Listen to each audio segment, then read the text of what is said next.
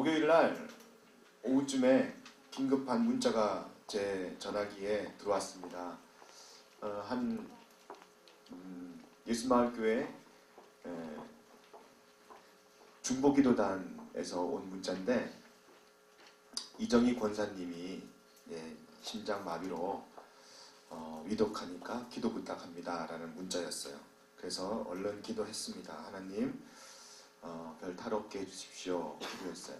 그런데 오후에 다시 문자가 왔습니다. 불과 한 4시간 정도밖에 되지 않았는데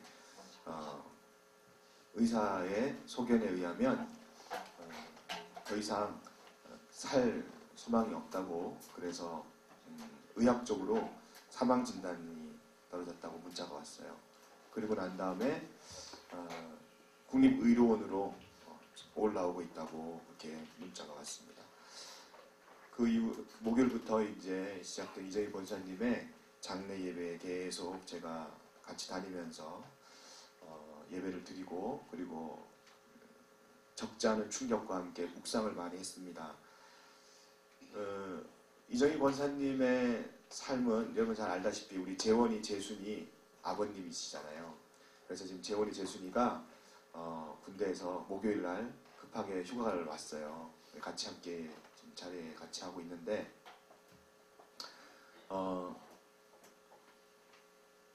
내가 3일 동안 예배를 드리면서 이정희 권사님의 삶을 곰곰이 생각해 봤는데, 이정희 권사님의 삶은 다른 분들의 삶만큼 그렇게 멀찌감치 있는 분이 아니라는 게 느껴졌어요. 왜냐하면 작년에 밴드 재연 드라마의 주인공이 이정희 권사님이셨고, 이정희 권사님 밴드 드라마 재연 드라마를 내가 나레이터하고 이정희 권사님의 그 역할을 내가 했어요. 그 나레이션 역할을. 그러면서 며칠 밤을 계속 녹화하면서 또 이정희 권사님의 삶을 찍은 걸 영상을 보면서 많은 깨달음을 깨달았거든요. 세상에서 이제 실패한 그런 존재가 이정희 권사님이셨고, 그리고 더 이상 살 소망이 없는 분이 이정희 권사님이셨어요.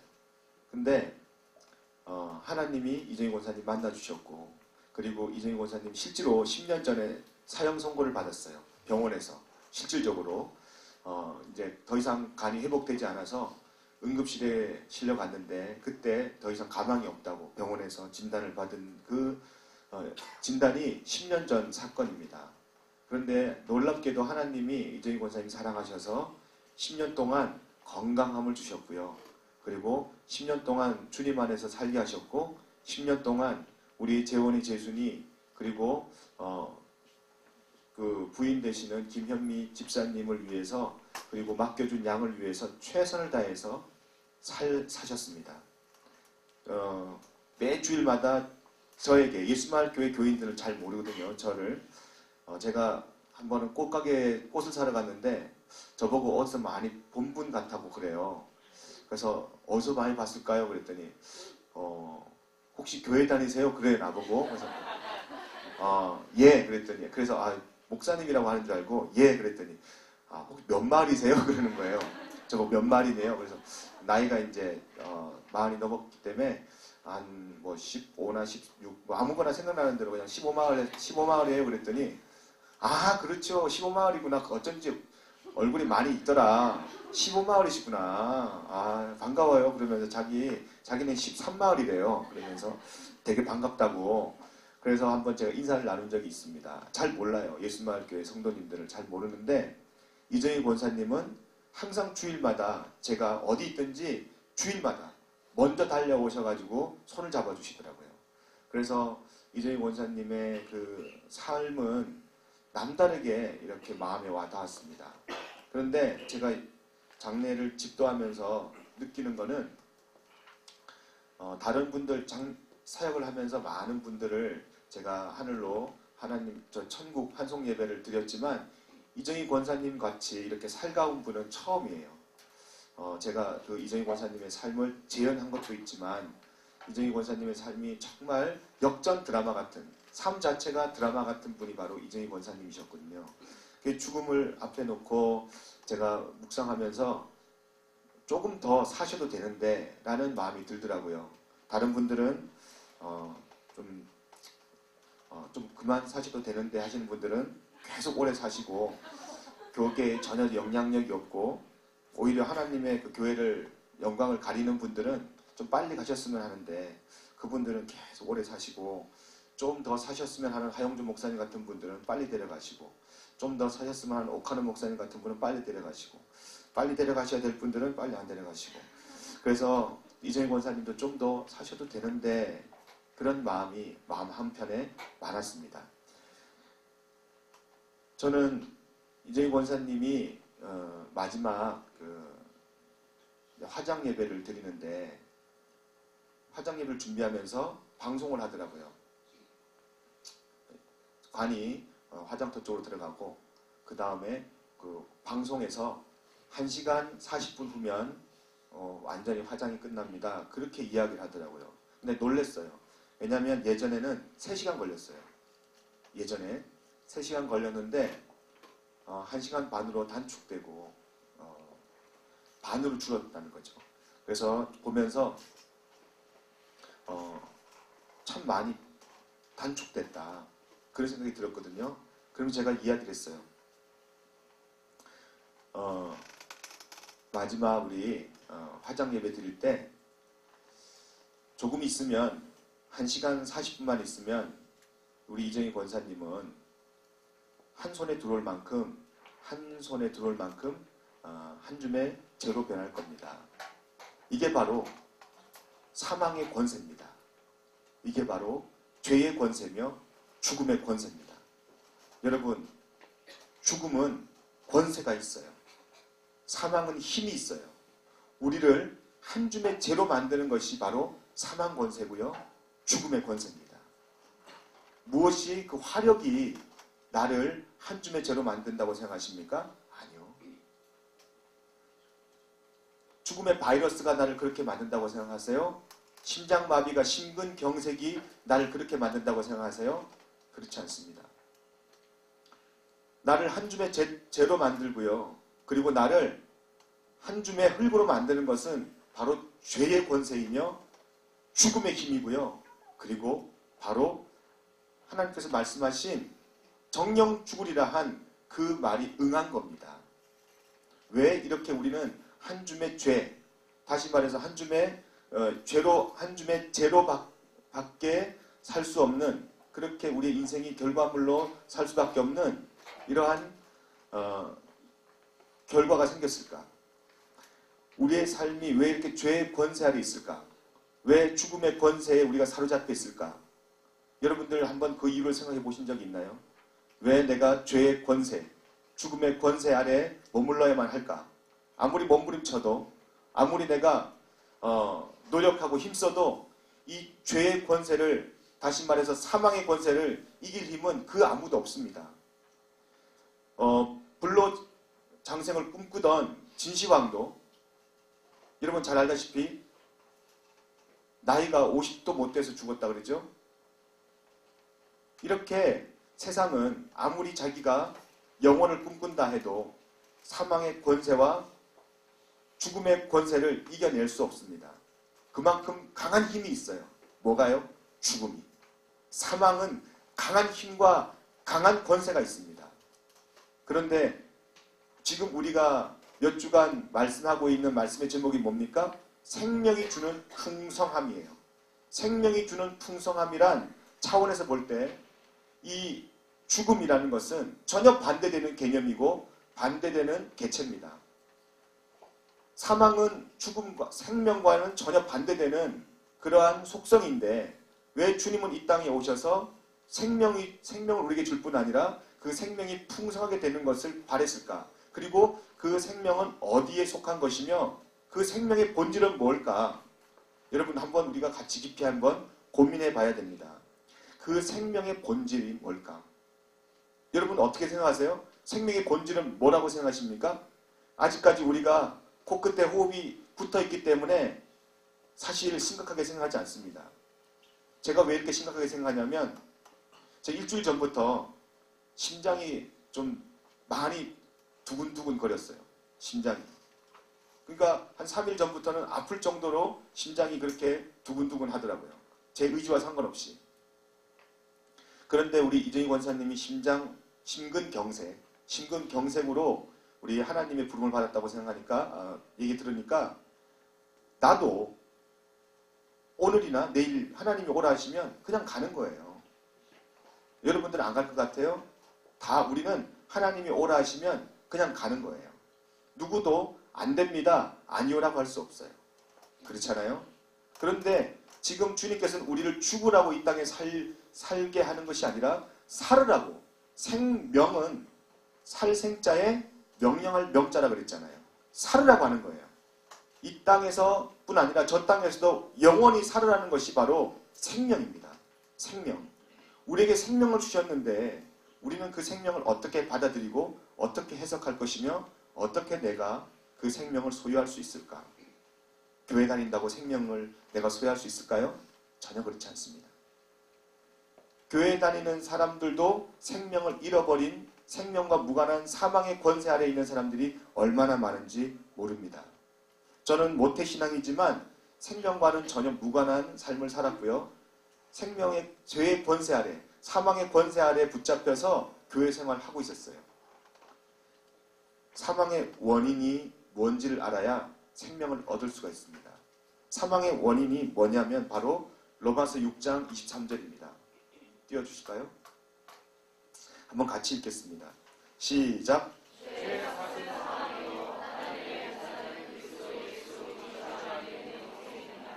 그렇습니다. 죄의 싹이 사망이래요. 죄의 싹 자체가 죄 때문에 사망이 생긴 거래요. 다른 이유가 없습니다. 죄 때문에 사망이 생겼습니다. 그런데 죄는 어디에 비롯돼서 죄의 뿌리와 죄의 원인과 죄의 근원은 뭘까? 죄의 근원을 알아야 우리가 죄를 제거해버릴 수 있잖아요. 죄의 원인은 뭘까? 야고보서 1장 15절에 이렇게 말하고 있습니다. 시작! 욕심이 잉태한 즉 죄를 낳고 죄가 장성한 즉 사망을 낳느니라. 지우지 말고요. 잠깐만요. 여기 보니까 사망의 원인이 죄 때문인데 죄의 뿌리가 뭐냐면 바로 욕심이래요. 욕심. 욕심이 죄의 뿌리가 되고 죄의 근원이 되어서 결국에는 욕심 때문에 사람이 죽게 된다는 겁니다. 죄의 바이러스가 들어와서 또 욕심의 바이러스가 들어와서 나를 죽게 하는 거예요. 병의 바이러스가 들어와서 죽는 것이 아니라 결국은 욕심 때문에 죽는 겁니다. 그런데요, 세상에 욕심은 남녀노소를 막론하고 다 있습니다. 욕심 없는 사람 아무도 없어요.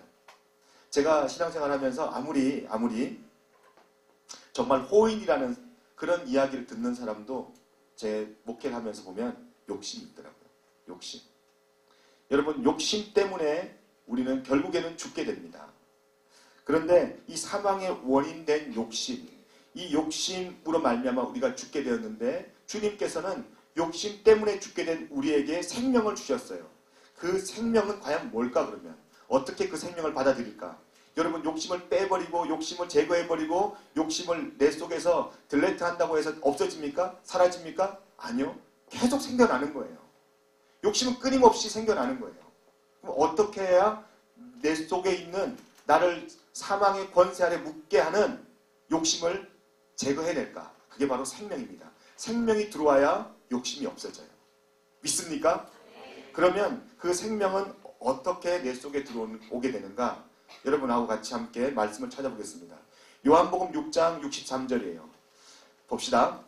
지금 우리는 죄의 권세, 다시 말해서 사망의 권세, 죽음의 권세 아래 있다고 그랬어요. 그런데 주님께서 우리에게 오신 목적은 생명을 주기 위해서 왔고요. 그 생명이 풍성해지는 것을 위해서 주님께서 이 땅에 오셨다고 그랬어요. 그럼 그 생명이 어떤 루트로, 어떤 계기로, 어떤 통로로 오는지 지금 요한복음 6장 63절에 이렇게 이야기하고 있습니다. 같이 읽을게요. 시작! 살리는 것은 영이니 육은 무익하니라. 내가 너에게 이른 말은 영이요 생명이라. 지금 주님께서 뭐라고 말씀하시냐면 살리는 것은 영이라고 그랬어요. 다시 말해서 영이 살아나야 육신이 살아나는 것이고 육신은 무익하다고 이야기했습니다. 이걸 정리를 해보면 육신에 속한 사람은 욕심에 의하여서 사망하게 된다는 결론을 우리가 유추하게 될 수 있고요. 그리고 영은 욕심을 제거하며 하나님의 생명을 갖고 오게 하는 통로가 된다는 그러한 결론에 우리가 도달할 수 있습니다. 육신과 영은 완전히 달라요. 한번 여러분들 의심의 눈빛을 갖고 있는데 로마서 8장 2절을 한번 보겠습니다. 로마서 8장 2절 시작. 이는 그리스도 예수 안에 있는 생명의 성령의 법이 죄와 사망의 법에서 너를 해방하였습니다. 할렐루야. 여기 보니까요. 성경 전체적으로 성경 66권 중에 생명의 법, 생명의 영이라는 것은요. 여기 한 번만 나와요. 생명의 영. 다시 말해서 로마서 8장 2절은요. 지금 우리에게 생명의 영을 왜 허락하셨는지 이유에 대해서 정확하게 설명하고 있는데 생명의 영을 우리에게 허락하신 이유는 죄와 사망의 모든 법에서 죄의 권세와 사망의 그 힘에서 우리를 구원해내기 위해서 생명의 영을 우리에게 허락하셨다는 거예요. 생명의 영이 없으면 다시 말해서 생명의 영이 내 안에 없으면 우리는 여전히 욕심으로 인하여서 사망의 권세와 죄의 권세와 죽음의 권세 아래 묶인 바 된다는 것입니다. 교회 나온다고 해서 이 사망의 권세 아래 우리가 해방되는 것이 아니라 하나님의 영이 있어야 된다는 거예요. 그리스도의 영 안에, 다시 말해서 생명의 영 안에 있어야만 우리가 그 엄청난 사망의 권세 아래 있지 아니하고요. 죽음의 권세 아래 있지 아니하고 죽음을 깨신 부활의 소망이 내 안에 들어온다는 겁니다. 이게 바로 우리에게 보여주신 그 생명이에요. 우리에게 허락하신 생명이에요. 여러분, 생명을 우리가 원한다면 하나님의 영이 우리 마음속에 들어와야지만 그때부터 깨닫게 되는 거예요. 하나님의 영 없이는 아무리 생명 해도요. 그 생명이 뭔지 전혀 감각이 없습니다. 거기에 대해서 관심도 없어요. 가끔씩 이렇게 중요한 말 하는데 눈을 감고 있는 분들 보면 브라우니를 불러다가 물으라고 하고 싶어. 물어! 물어! 브라우니 물어! 한 마리 살려고 했는데 너무 비싸더라고. 그래서 못 샀어요. 잠을 깨게 하기 위해서 내가 브라우니 한 마리를 살려고 했었는데 왜 이렇게 비싸? 여러분, 우리에게 하나님의 영이 없으면 주님께서 우리에게 허락한 그 생명이 내 속에 존재하지 않습니다. 여전히 나는 생명 없는, 다시 말해서 사망의 권세 아래 놓여 있으면서 그냥 무늬만 교회 다니면서 주님, 내가 주님을 믿습니다. 근데 봐봐요. 죄의 권세는 사망의 권세라고 그랬어요. 사망의 권세는요, 두려움입니다. 두려움이 얼마나 많습니까? 어제 저녁에 제가 말씀 준비하는데 10시 45분쯤에 시온이가 문을 열고 나오면서 막 울어요. 울면서 나왔어요. 너 왜 울어? 그랬더니 잠이 안 오는데 갑자기 두려운 생각이 들었나 봐요. 두려운 생각이. 시온이가 조금 소심하잖아요. 여러분 알다시피 좀 소심하고 그리고 이 사람들 앞에서 발표력이 좀 약해요. 내가 그게 참 기도 제목이거든요. 하나님, 우리 시온이가 발표력 있는 강하고 담대한 그런 다윗 같은 청년이 되게 해주십시오. 제 기도 제목이거든요. 다윗 같은, 요셉처럼 의롭고 다윗같이 용감하게. 그런데 이건 용감함은커녕 사람들 앞에서 이야기하라 그러면은 그냥 꽁무니가 아주 빠지도록 도망을 가버려요. 그리고 굉장히 쑥스러워하고 이거 어떻게 하면 될까? 그래서 제가 금요일날 고민하다가 태권도 도장에 보냈어요. 태권도 도장에. 그럼 좀 나을까 봐. 왜냐면 우리 지금 수요일마다 태권도를 하는데 어린이 프로그램이 없어요. 지금 어른들, 희순이도 지금 굉장히 헉헉대고 있는데 되게 힘들어요. 어른도 힘들어하는데 애가 따라오겠어요? 거의 뭐 사경을 헤매는 정도로 수요일마다 얼마나 열심히 하는지 몰라요. 근데 수요일날 데리고 올라고 그랬는데 어린이가 따라올 프로그램 아니더라고요. 태권 소년으로 우리가 인식하고 있던 은혜도 헥헥거려요. 은혜도 운동소년이잖아요. 운동소녀. 아니, 소년이 아니고 소녀.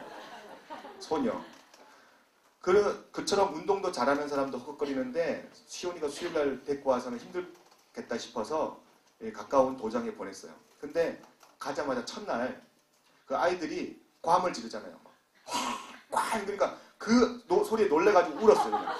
엉엉 울면서 나 이런 데 재미없다고, 다시는 안 오겠다고, 뭐 이런 데가 다 있냐고, 시끄럽다고 막 그러면서, 제가 시온이가 시끄러운 것을 싫어한다는 거를 4살 때 알았어요. 4살 때.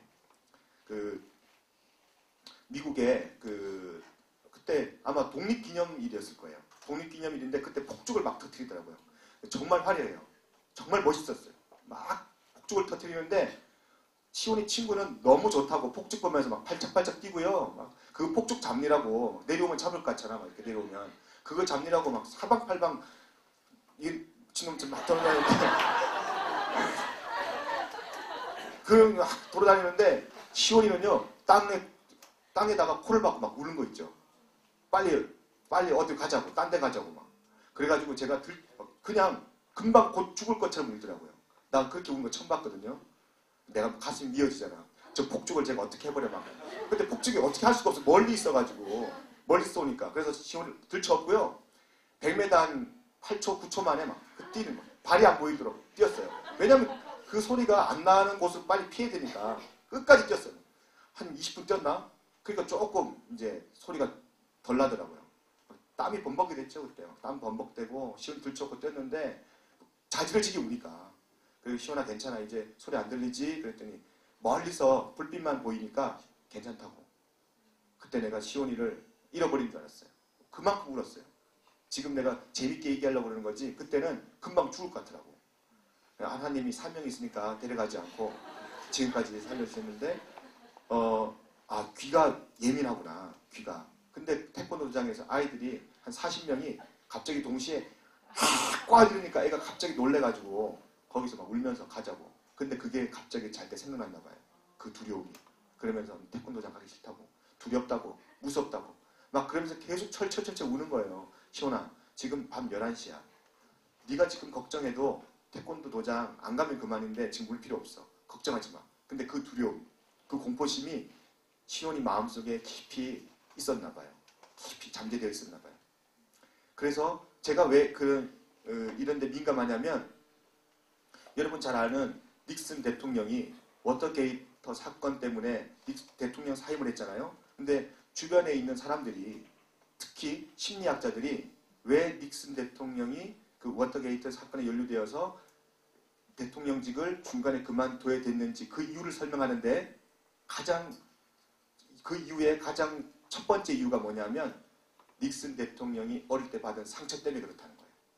어릴 때 받은 상처가 아직 치유가 되지 않았기 때문에 결국 워터게이트 사건에 연루되고 결국에는 대통령직을 중간에 그만두는 불명예스러운 일을 경험했다는 거예요. 어릴 때 받은 상처 때문에. 그래서 저는 그 어릴 때 그 아이에게 상처가 갈까봐 너무너무 조심하는 사람 중에 한 명인데 그 마음이 막 저한테 전달이 되는 거예요. 두려움. 얘가 두려워하고 있구나. 공포심이 있구나. 근데 그 무엇으로도 그 두려움을 뺏을 수 없어요. 금방 안 없어지더라고요. 그래서 제가 꼭 끄라고 이야기했어요. 시온아, 지금 너는 흰띠지만 그래서 네가 좀 두렵지만 곧 검정띠를 달게 될 거야. 그러면 두려움이 없어진다. 자, 지금부터 검정띠를 내가 보여줄게. 그러면서 검정띠를 쭉 보였어요. 인터넷 찾아가지고. 아빠, 이거 내가 지금 가질 수 있어? 그럼 가질 수 있지. 이거 개인이 사도 되는 거야? 시온이 머릿속에는 오랜 기간 숙련을 해야 그리고 과정을 거쳐야 검정띠를 다는 줄 알았나 봐요. 시온아, 이거 지금 내가 클릭한 바람 구매하기 딱 누르면 바로 와. 이틀 만에 와. 내일은 주일이니까 안 오고 월요일에 와. 구매하기 눌러줄게. 구매하기 딱 눌렀어요. 그랬더니 막 애가 막 기뻐서 이제 그때부터 얼굴 표정이 바뀌어요. 아빠 진짜야? 진짜야. 구매하기 눌렀어. 그 다음에 돈을 지불해야 되는데 제가 그냥 꺼버렸어요. 왜냐면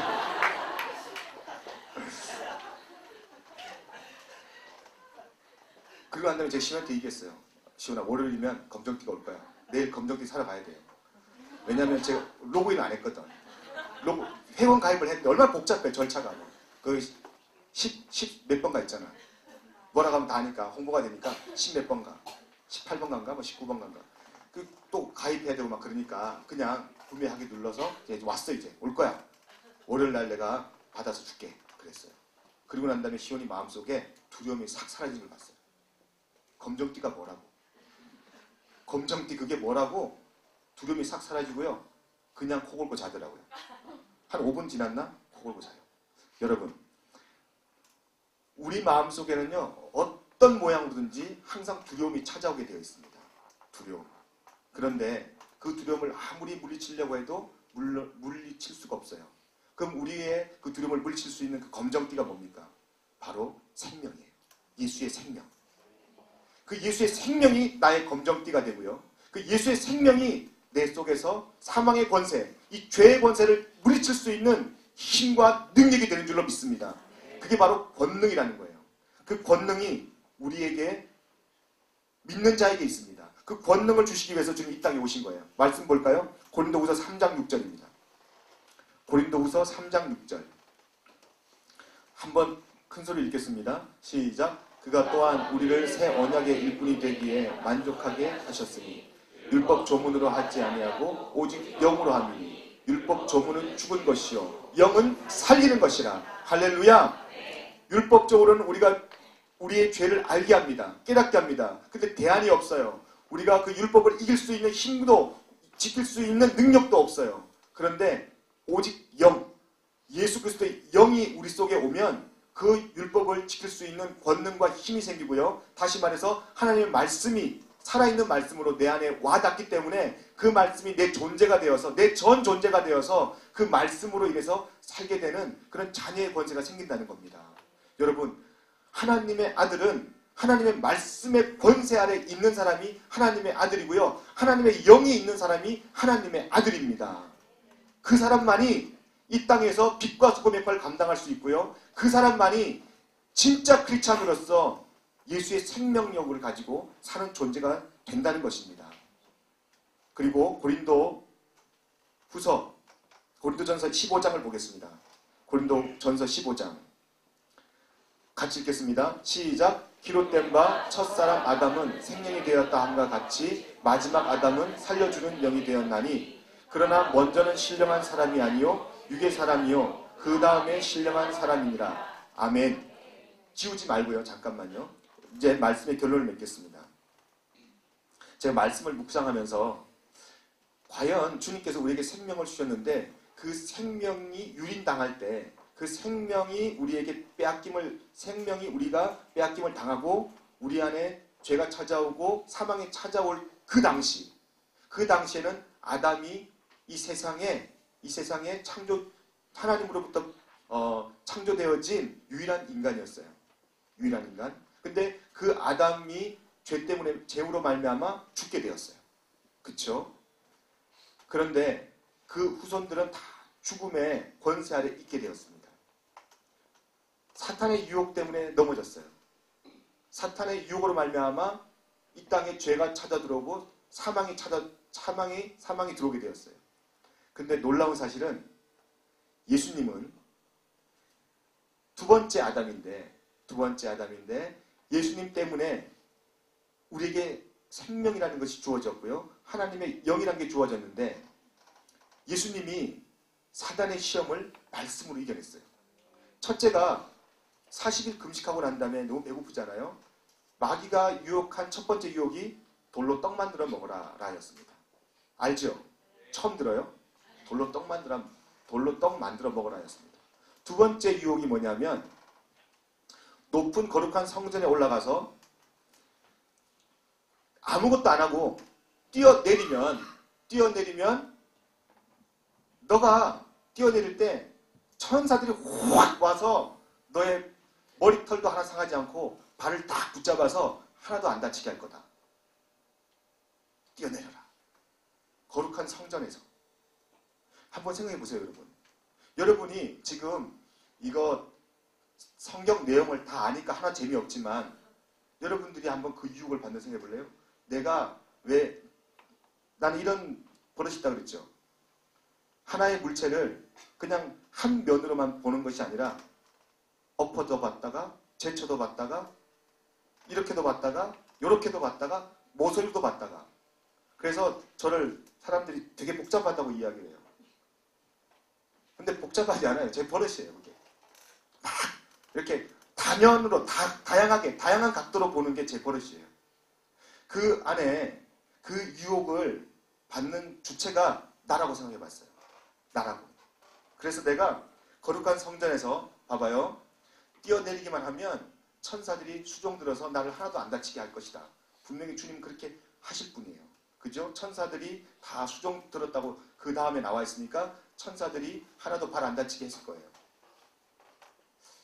그렇게 됐을 때 그 다음 그림을 한번 그려봤어요. 진짜 내가 뛰어내려서 천사들이 나를 보호해서 하나도 발을 안 다치겠다. 머리털 하나도 안 다치게 되었다. 소문이 날 거예요. 소문이. 야! 그 샬롬 커뮤니티 교회 오이택 목사 있지? 그 실용화학교 5층에서 뛰어내렸대. 그런데 신기하게도 천사들이 막 하늘의 문을 열고 달려들어서 하나도 안 다쳤대. 이야. 여러분 생각을 해봐요. 만약에 그런 소문이 퍼진다면 우리 샬롬 커뮤니티 교회가 어떻게 될까?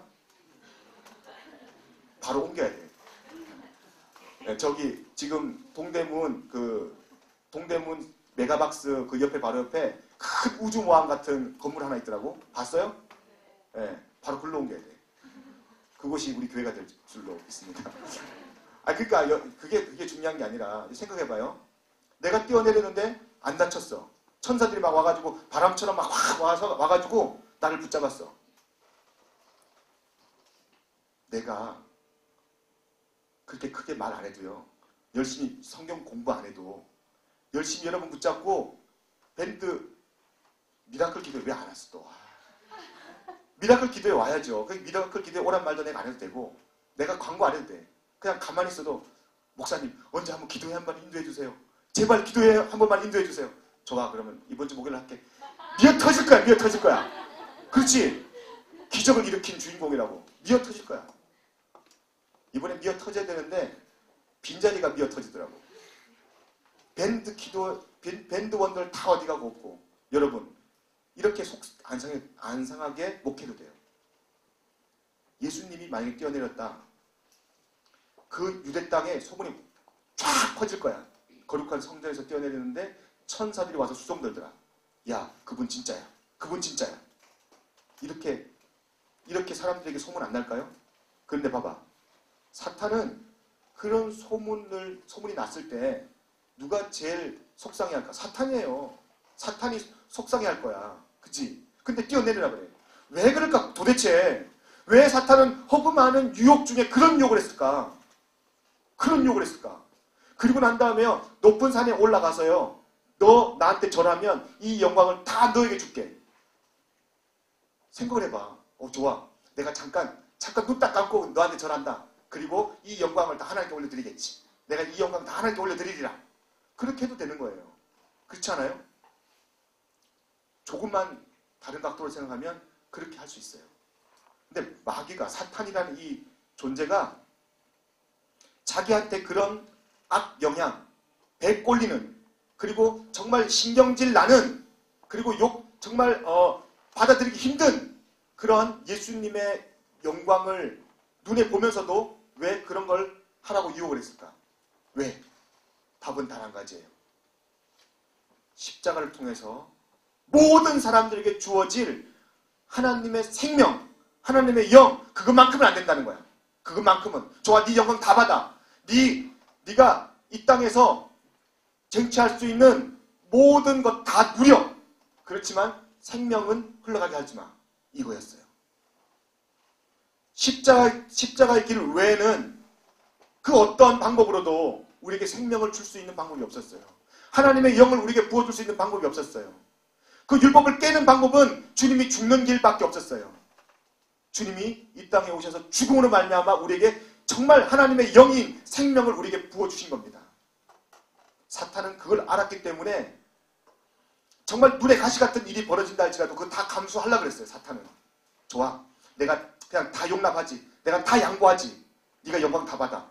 그렇지만 그 생명이 다른 모든 세대에게 흘러가긴 하지 마.